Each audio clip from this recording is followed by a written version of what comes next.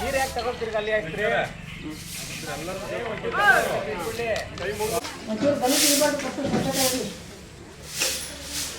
ಅವ್ರು ನಂಬಂದು ಬೈಬಾರ್ದು ಬಂದು ಮಾಡೋದು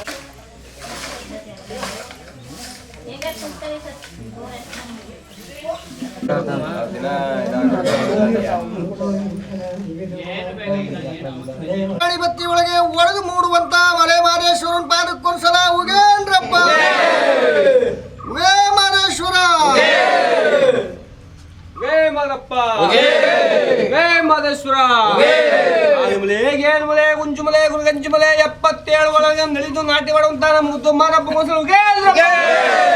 ವೇ ಮಾದಪ್ಪ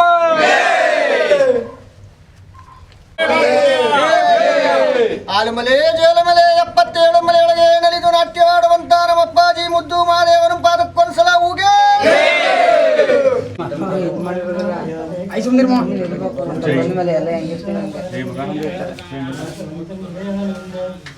ಚೈತನ್ಯಮಾಮಿ ಕರ್ಪೂರಮಂಗಳನಿರಾಜನಾದರ್ಶಯಾಮಿ ಮಲೈ ಮಹೇಶ್ವರ ಸ್ವಾಮಿನೇ ನಮಃ ಕರ್ಪೂರಮಂಗಳನಿರಾಜಂ ದರ್ಶಯಾಮಿ ಗೇ ಮಾದಪ್ಪ ಆತ್ಮನಯ ಮಾದಪ್ಪ ಜಯ ನಮಃ ಪಾರ್ವತಿ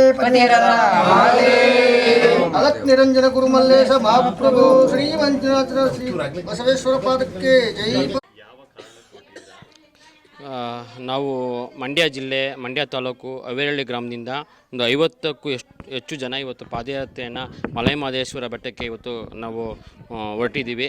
ಇದರ ಉದ್ದೇಶ ನಮ್ಮ ಗ್ರಾಮದ ಅಭಿವೃದ್ಧಿ ಮತ್ತು ನಮ್ಮ ಗ್ರಾಮದ ಏನು ನವ ಯುವಕರಿದ್ದಾರೆ ಅವ್ರಿಗೆಲ್ಲ ಒಂದು ಮದುವೆ ಒಂದು ಕಂಕಣ ಭಾಗ್ಯ ಕೂಡಿ ಬರಲಿ ಅನ್ನೋದೇ ಒಂದು ಉದ್ದೇಶ. ಮತ್ತು ನಮ್ಮ ಹಿಂದೆ ನಮ್ಮ ಪೂರ್ವಜರು ಪಾದಯಾತ್ರೆ ಹೋಗ್ತಿದ್ರು.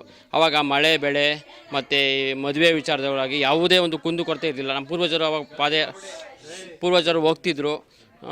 ಅದರಿಂದ ನಾವು ಕೂಡ ಅದು ಸ್ವಲ್ಪ ದಿನ ಅದು ಆ ಪೂರ್ವಜರು ಹೊರಟಿದ್ದಂಥ ಪಾದಯಾತ್ರೆ ಸ್ವಲ್ಪ ದಿನ ನಿಂತಿತ್ತು.